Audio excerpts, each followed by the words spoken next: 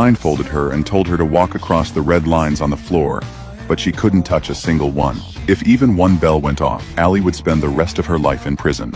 So she didn't dare make a mistake.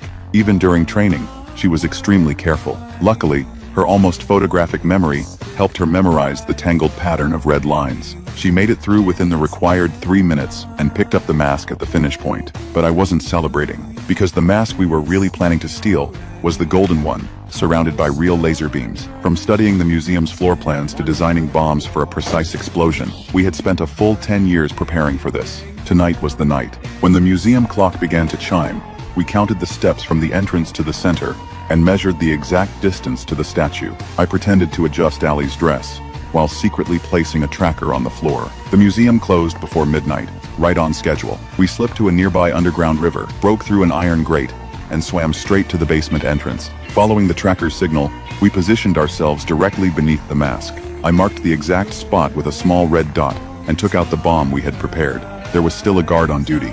We had to remain absolutely quiet.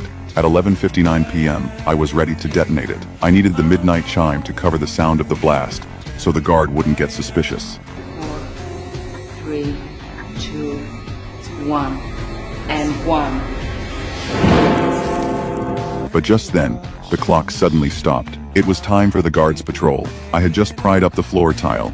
Then I quickly took out the equipment and activated the red line detector.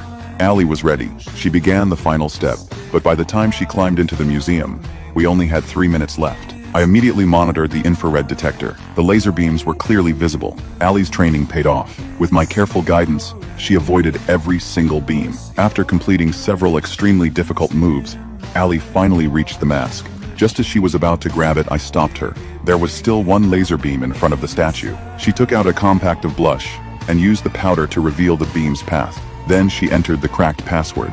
The glass casing instantly dropped. Now came the most critical step. If she lifted the mask directly, the pressure sensor would trigger the alarm. But before she could act, the patrol team was already approaching.